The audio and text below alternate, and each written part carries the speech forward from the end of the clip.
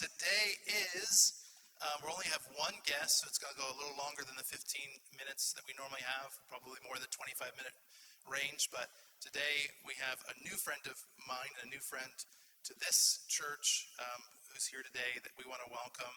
He's got an amazingly interesting story, very, very, very smart guy who's just had a lot of different experiences, and I'm excited for you to hear his story. I don't see him. Oh, there he is in the back. Will you guys welcome Stephen Pynakker?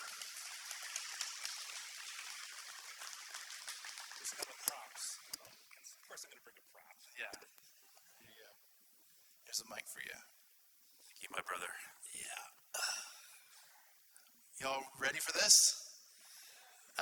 So let me set this up with Stephen here. Stephen came when Timothy Whitaker was here. From New Evangelicals, and I'll let him give you the cliff notes of his story of how he got to that point. But Stephen is so he doesn't have to brag on himself, because I know he doesn't like doing that. But Stephen is seen now as one of the most popular podcasts, specifically dealing with and speaking to the Mormon community. And now starting to cross over into the kind of ex-evangelical community. And there's a major exodus that's been happening in the Mormon faith too, of people that have left the Mormon faith and are looking just to kind of land somewhere in their faith world. And so he's become a bridge between the evangelical community and the Mormon community. And you may not understand why that's significant, and in a moment I'll have him tell you, but it's a very significant thing because for generations, the evangelical community and the Mormon community have oftentimes been at great odds with one another, even to the point of death. Did you know that? Even to the point of death. There's been those kind of clashes and issues between the two communities. And so for such a time as this, Stephen found himself kind of randomly in this. But I want to start, if we can, from your childhood and then how you kind of discovered and became interested in the Mormon faith. All right. Well, thanks, Pastor. Really appreciate this. It's funny. I have a pastor now, and I haven't had one for a very long time. So what a pick. And so, yeah, basically, just long story short, when I was an 8-year-old boy, I came across a Book of Mormon in a Marriott hotel, which is owned by a Mormon family. And I came across these paintings that depicted stories from the Book of Mormon, and they entranced me. And I thought, this seems familiar to me. It looks like the Bible, but it's something different. And that planted the seed in me about those paintings. I would later find out that those paintings were commissioned in the 1950s specifically to reach out to children. So it got a major Mormon scholar told me this. He said, so apparently it worked for you. So I was entranced by this idea of this other group that was like us, but also different. And then when I was in high school, I started collecting books, mostly as a counter-cult, gotta save these Mormons from hell. And then, but I also had a parallel faith journey, and I guess I could just talk about that too. It was also around the same time that I discovered Mormonism, I also discovered that I was attracted to other boys. So here I am, a gay, closeted male in an evangelical world that is very hostile to somebody like me. And then also an evangelical world that's extraordinarily hostile to Mormonism. And so as I started studying Mormonism, I actually started, if you will, falling in love in one sense with Joseph Smith. Not in a gay way, but just in a human way, a connection to a man. And part of it was, as I was a young boy, I was looking at the world and thinking, what this world needs is another Bible, because it seems like the Bible we have now ain't working anymore. And then I found out about this other young boy, 200 years before me, that engaged other scriptures and gave us, if you will, another Bible. And it was an intriguing thought that maybe scripture could be revealed even in modern times. Now, as a charismatic Christian, I don't believe in one sense that we can limit God and how he'd want to communicate to us. And I think it's actually a Catholic doctrine that says that the canon is closed. And so for me, it was like the idea of possibilities of new scripture wasn't a foreign idea to me. So I'm going to stop you there. Yeah. What was it about the Bible in its form or in its interpretation or whatever it was that left you wanting more? I think what it was is that it appeared to me that the world was, and again, this is just growing up, and you live in this siege mentality of evangelicals that, the world's out to get us, and the world's going to pot, and it's almost like, well, man, this Bible doesn't seem to be working anymore because the message isn't resonating with people like it did in the past. In America, like basically everybody had a knowledge of the Bible historically. It was largely a Christian nation, at least culturally. And it seems like we had a secularization going on where people weren't even knowledgeable of the Bible, or it wasn't compelling enough for them to even want to engage the scriptures. So as a young boy, I was thinking, do we need another scripture? Because this one doesn't seem to work. And I think that that's really honestly the context of Joseph Smith. He's the founder of the Church of Jesus Christ of Latter-day Saints and their prophet, seer, and revelator. And I really think that he was a young boy who saw all these claimants, we're the true church, we're the true church. And if you don't belong to our church, then you're going to hell. And this is, to me, is one of the most important points, pivotal moments in the history of our movements. So this is 1820s America. You're on the frontier, and it's also right during the Second Great Awakening period. So this is our people, right? Joseph Smith and his family attend tent revivals, okay? Joseph Smith as a young man was an exhorter for the Methodists. In other words, give an altar call at the end after the pastor. That's Joseph Smith, okay?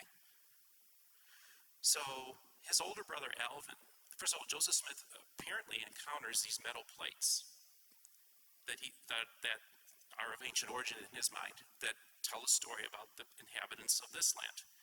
And his older brother Alvin was so excited about the prospect of this thing and was his biggest backer. Well, then suddenly Alvin suffers apparently a poisoning or got very sick, ends up dying. So there's this Presbyterian minister goes to the Smith family and says, your brother Alvin is burning in hell because he didn't receive a Presbyterian baptism. And I tell people that's really the moment in one sense when Mormonism began, because Joseph Smith then went on a journey to try to find his brother, to get him back into heaven, to find a way to get him into heaven.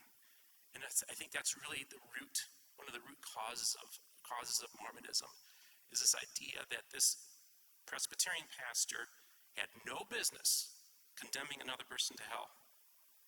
That's bad doctrine, and that's bad evangelical Christianity, and all of us have been exposed to it. So now you have this young boy in this family, they're like, well, what do we do? Well, let me stop you there. It's very interesting because evangelicals have a long history, and we're not bashing evangelicals, maybe a little, but anyways, the evangelicals have a long history of making a decision like that in a moment where we're so obsessed with who's in and who's out.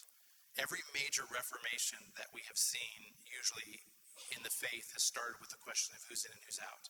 And then the church makes a decision of who's in and who's out, and somebody says, wait a second. And then what happens is that will offshoot into something else, some other stream, some other religion, some other faith, and then we'll be at war with that faith and complain why that popped up, but never take responsibility for the moment that we condemned somebody that then made that person go and search for something new and beyond. And then this hostility grows, not realizing that had we just saw the person as a human being and not trying to figure out where they fit into the box of heaven or hell, we would have probably Joseph Smith would have continued to be a Methodist in this case. Yeah, and honestly, we lost a wonderful human being that could have been a great leader in our movement because he was a remarkable man. I'm wearing a Joseph Smith for President t-shirt.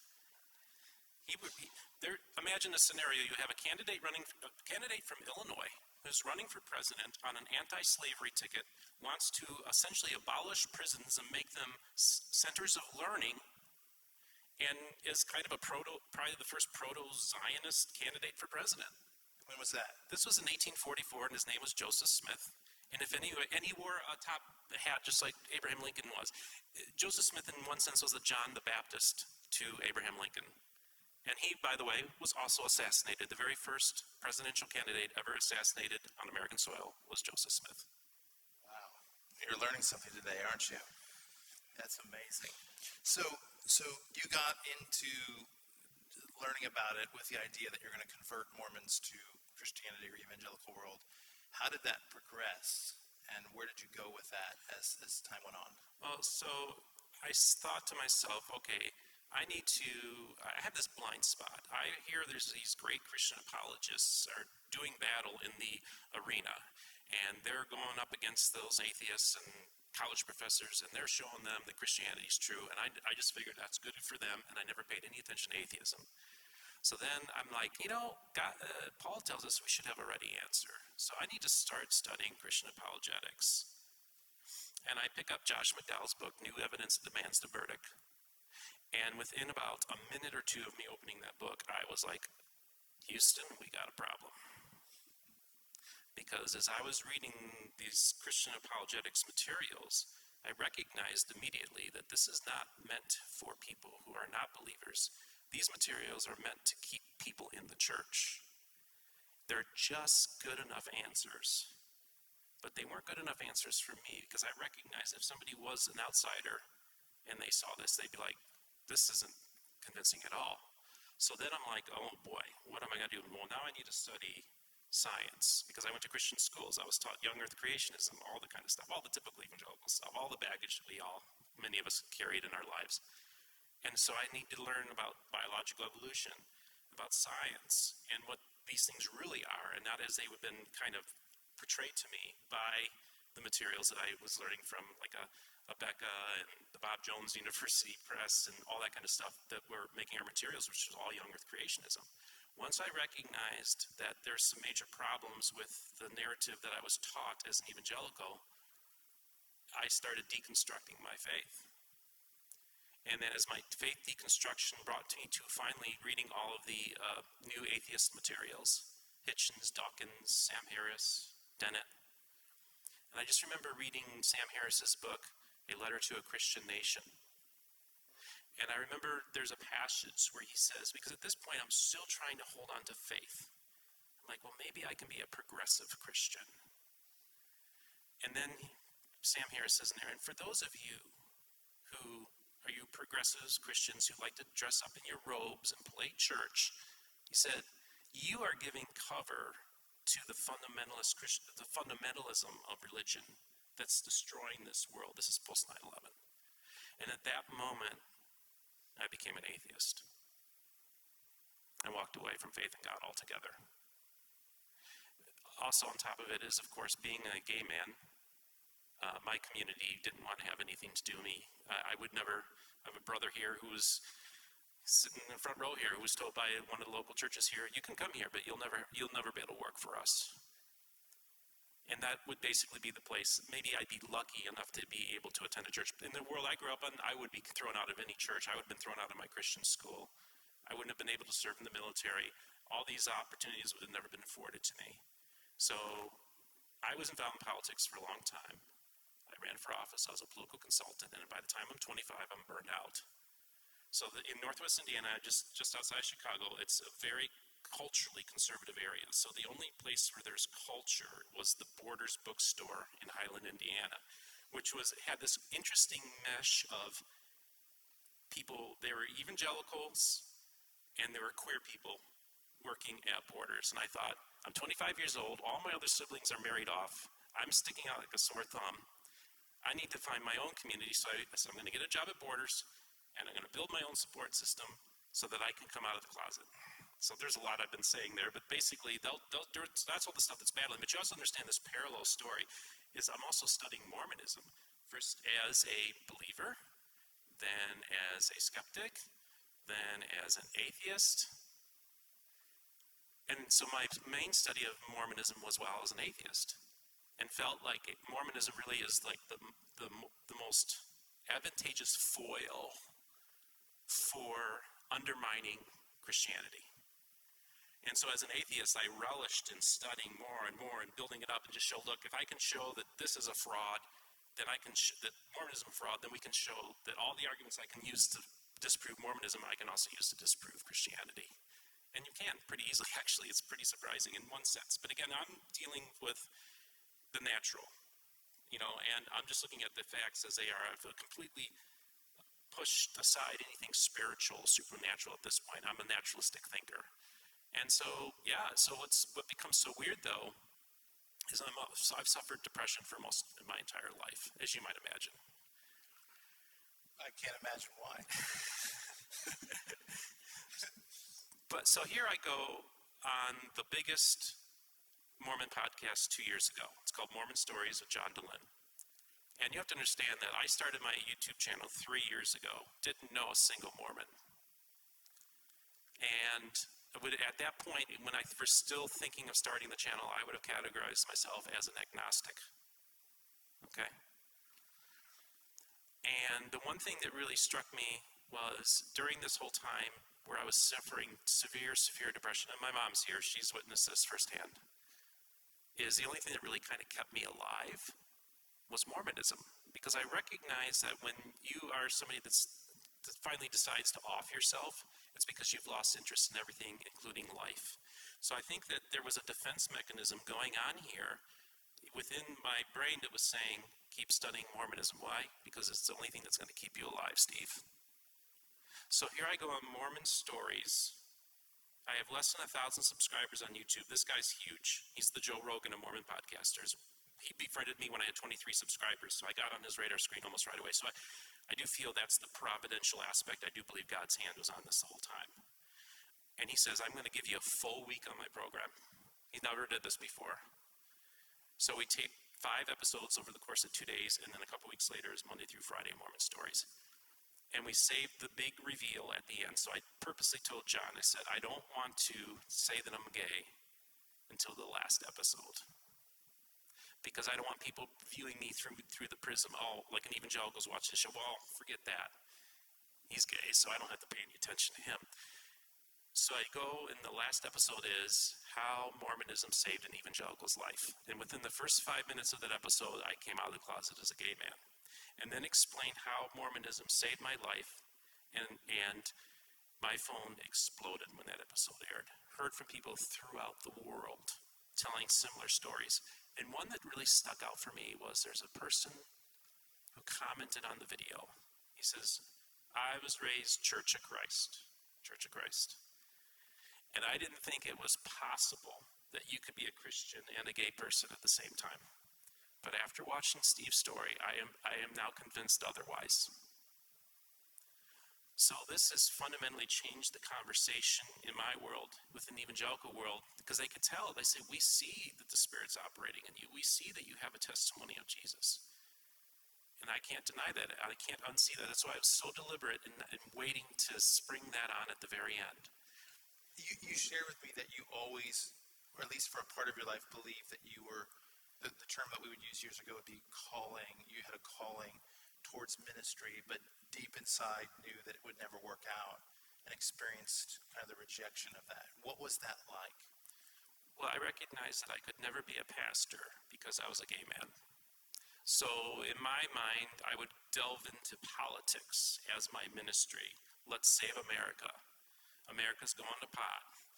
Oh my gosh, we need to get Christians involved in politics to save our nation. And this is a Christian nation, and we need to reclaim that. I mean, I was there at the very beginning. I mean, you have to understand, I interacted with Ralph Reed of the Christian Coalition. I was plugged into the evangelical world.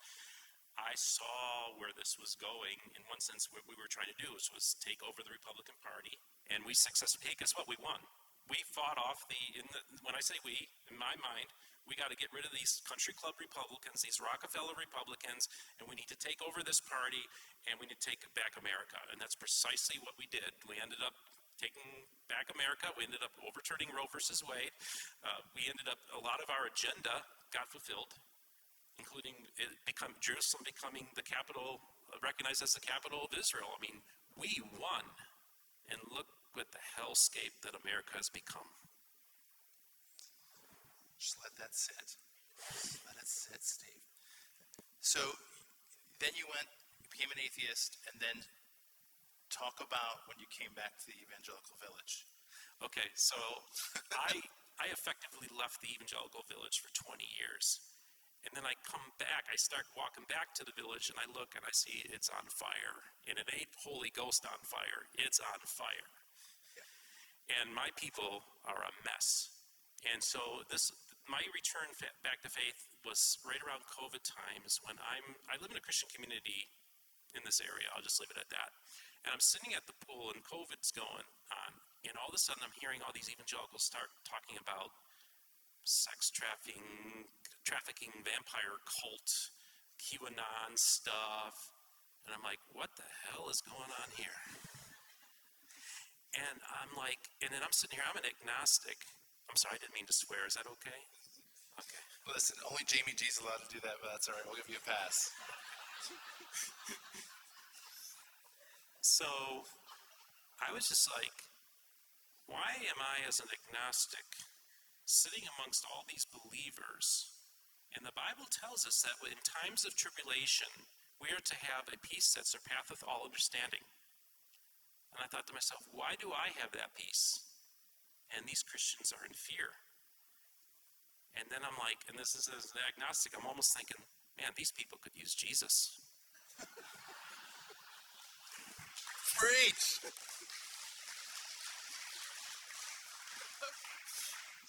It's like you're reading my mind. You know, and this is what's so remarkable, Pastor Dan. So I started having this vision of a church. Now, you have to understand, when I first started this whole thing, God told me, don't make any plans. I mean, literally, it's fly by the seat of my pants. God said, don't make any plans. So when I post a video, I have no idea when I wake up in the morning what video I'm posting on my channel. I might even tape something an hour later, and that'll be the video. And so God told me not to make any plans, so I don't. But I started having this vision of a church, because one of those other people that commented on my Morning Stories interview was, Steve, I'm an atheist, and if you were to ever start a church, I'd go to your church. And I'm like, that's interesting. So God showed me this church, and I thought, okay, if I were to build a church, what would it look like? Well, we would be inclusive of everybody, including atheists. We would have a lot of financial transparency. As a podcaster, I would do interviews during the church service, maybe open it up for Q&A.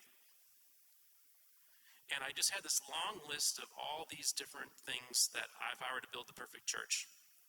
So last fall, I'm literally going through a trauma because I'm being attacked by a bunch of evangelicals. And my mom and I were having some issues with some house remodeling going on. And that Friday morning, I wake up at 5 a.m. and I can't get back to sleep. And I realize, oh, shoot. There you go. I'm doing better, Pastor. Good. I'm processing trauma right now. So I'm like, okay, what am I going to do? So I post on Facebook, hey, I'm having some issues. And I hear from Latter-day Saints throughout the world say, we're praying for you. And ex-Latter-day Saints, atheists, they say, we're praying for you. I had Mormons say, we're putting your name in at the temple to be prayed over. All this kind of stuff. And then the next morning, I'm with the one person, Tyler, does the show, the Out and About Sarasota. Tyler Butler. Yeah. And I've been in touch with him, and he invited me to go on this queer show in St. Petersburg that Saturday. And I'm thinking, I'm still processing trauma. I'm about to pick up my mom at the airport, and our house is a mess because of this remodeling job that was a disaster. And I'm just like, what am I doing? But I thought, you know what? I go to this gay bar, film a show wearing my Jesus shirt, and I loved it. You know, I'm going in a gay bar and I'm wearing a Jesus shirt, and I have all these queer people smiling. Some are a little like, and others are like, I like your shirt. So I'm dealing with my queerness. I'm dealing with picking my mom at the airport, and I'm full of rage as well. What's happening? And then I wake up Sunday morning, and my mom goes to me and she says, aren't you supposed to go to church today? And I wasn't planning on it, and I normally don't go to church that frequently. And then I thought about your church because Tyler had told me about your church that Saturday, and I had forgotten because I was originally supposed to go the month before, but then the war in Israel broke out, and I ended up covering that during that weekend, so I didn't go to your church, and I totally forgot about your church. Tyler brings it up to me. My mom says, aren't you supposed to go to church? And I thought, I think I'm supposed to go to church this Sunday. Well, then I walk in, and I come in late, and I notice that there's 2 chairs set up. I'm always going to interview somebody. And then I notice that there's a lot of people here in this room that normally aren't welcome in the evangelical church. And you have to understand, I'm thinking to myself, because I'm being attacked by evangelicals, I'm like, I don't even think I want to be called an evangelical anymore. I think I'm just going to quit calling myself an evangelical. But guess what? He has this guy named Tim Whitaker of the New Evangelicals. So you guys do your interview, and I'm, of course, I grab the microphone first because that's what I'm going to do. And I ask the first question, and I introduce myself to this congregation. I'm a gay evangelical Mormon podcaster. I remember. And 99.9% of evangelical churches, if I went into, I would not receive the smiles that I got from this congregation when I introduced myself. So I knew almost like this is a church home. And so then I go and I talk to Pastor Dan afterwards, and I said, oh, by the way, I don't believe in church membership. Oh, we don't either. Another box is checked. And then I find out there's not only LGBTQ people are welcome to this place, but atheists are welcome to this place too. And then you're like, yeah, we're going to do some more financial transparency. We're going to start, you started talking about different ideas that you're going to do. And I'm like, man, this church checked off every box. So in my sense, I thought that I was building a church in my mind. Parallel to that, this church is doing exactly what I had in my mind. So in my sense, because God even told me, he said, you can think about it. He said, because God said, don't make any plans. But he said, but you can think about that church. He gave me permission to think about that church. And then he said, it's going to be a lot different than what you imagined it to be. And that's when I realized, like, oh, I found that church. God showed it to me.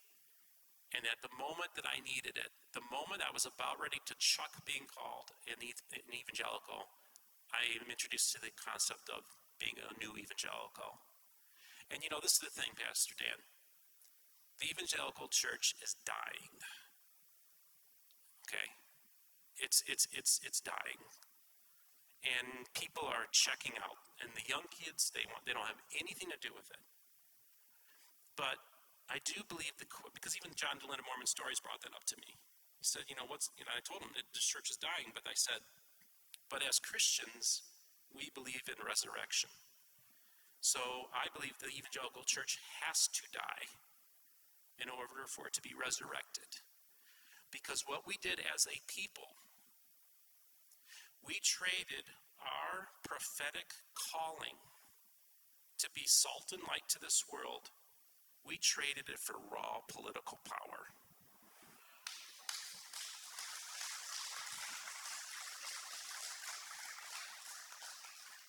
And so for that's why I didn't think this church was even possible. Like a Mormon went to me and he said, a Mormon scholar, he said, if I were to write a fictional account, you would be an impossible character. You would not be a believable character in a work of fiction.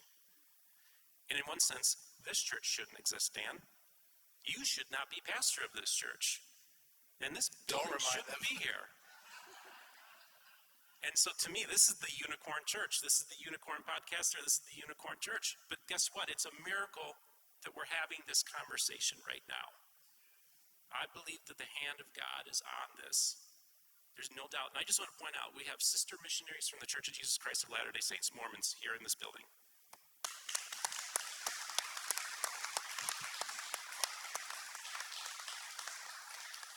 For 200 years, there has been this war raging between the evangelical community and the Mormon community.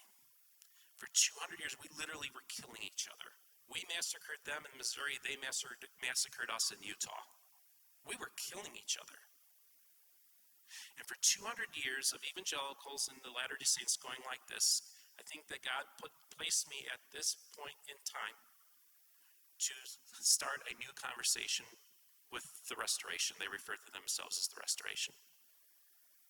And I don't think it's coincidental that all the 200-year anniversaries of Mormonism is started at this decade and goes to the end of this decade. And so, in this sense, the impact that I'm having in the Latter-day Saint world is explosive. Like I broke one of the biggest news stories in the history of Mormonism just a few weeks ago. And here I am living with my mom in a 50-year-old mobile home. I drive a 15-year-old car. I buy my t-shirts at the thrift store. All right? I have 2 or 3 pairs of jeans. I'm just, there's nothing about me that's spectacular, but I'll tell you what, I am so blessed to be put in this privileged place. And I'm going to just share this. I was talking to a Christian brother who's also similarly minded in this endeavor, because there are more and more evangelicals now that are embracing this movement of encountering the restoration with love and with the Christ-like attitudes. And I told him, I said, there's so many of these, you have to understand, the Christians, what they do to these people is atrocious. They stand out in front of their temple grand openings and they hold signs mocking them, saying you're going to hell. And they're horrible. And they do it right now. This is General Conference weekend in Utah. And outside of General Conference, where there's 20,000, 30,000 people there are evangelicals right now protesting outside, making fun of them. And guess what? If you're a Mormon and you're walking past these protesters and you look at them, you're going to be like, you know what? If I were to ever leave this church, I will certainly not join theirs.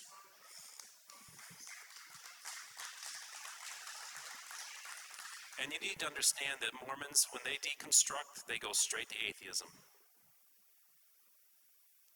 But this is the beautiful thing. I have become friends with some of the most precious, wonderful people in the world. Mormons are some of the nicest people you'll ever meet.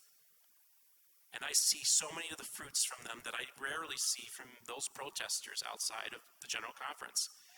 And I went to this brother and I said, the beautiful thing about us is that all those haters and apologists and critics will never see what we get to see. They will never get to be in a room with a Latter-day Saint and hear their story and talk about and hear what the Lord has done for them. And I said, the beautiful thing is we get to see the pearls of the restoration, the pearls that they will never see. And one of these pearls is this beautiful painting. So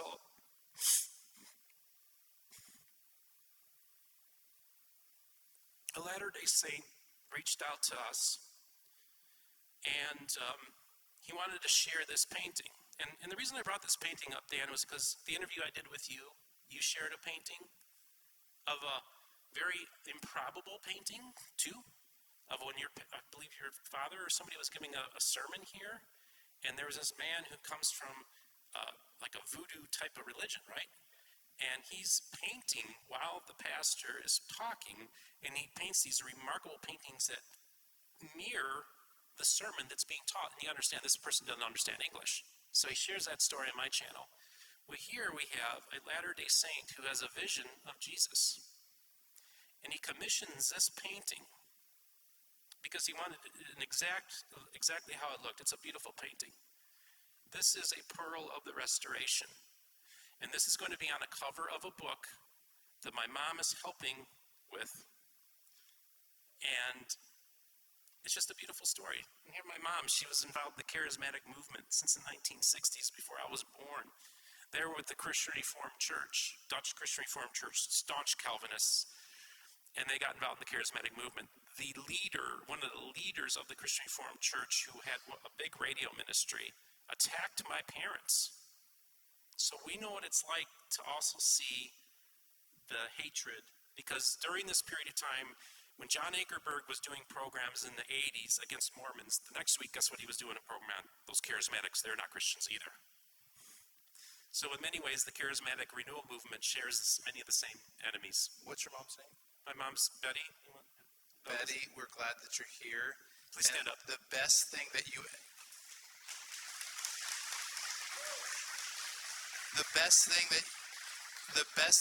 ever did was raise a boy that thinks for himself. And the worst thing you ever did was raise a boy that thinks for himself. But we're glad you did it. We have to end because we're gonna run out of time. We'll do this again though, I promise. I want you to speak to this congregation for a moment and encourage them.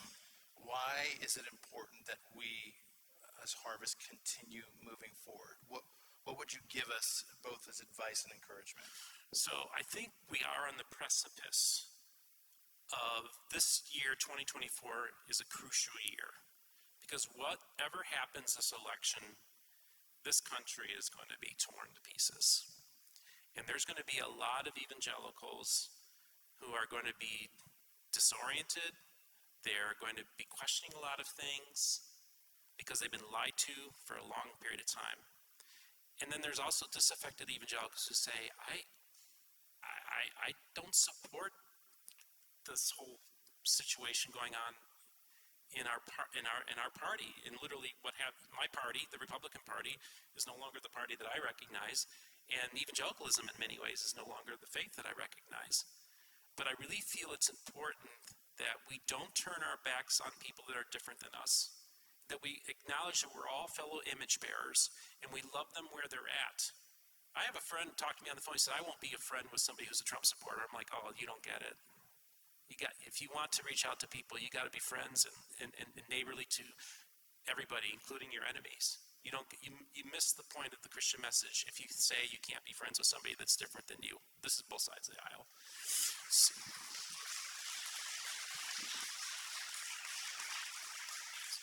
You, in the past year, this church has grown 250%. So you're doing something right. And I do think that growth is going to continue. And I think that there are going to be other evangelical churches that are going to catch this same vision.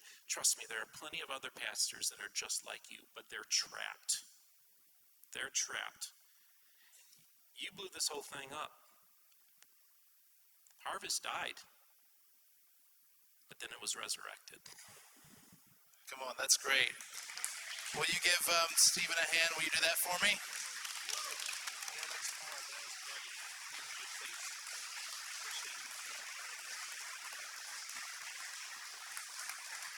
Well, we are glad that you have pushed through so many bouts of wanting to end your life, because you're a gift to our congregation, and we are glad you're with us, and there's a lot more things for you to do and say.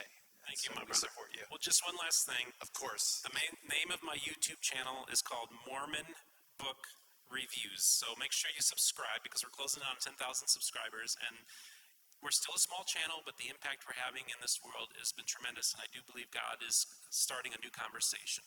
And you'll go to heaven. Tell them that. Oh, and we're going to heaven?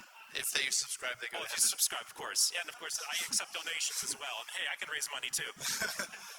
Hey, we love you guys. We'll see you at Embracing Our Differences. We got a lot of stuff happening. Yes? Where raise his hand? Way to put him on the spot.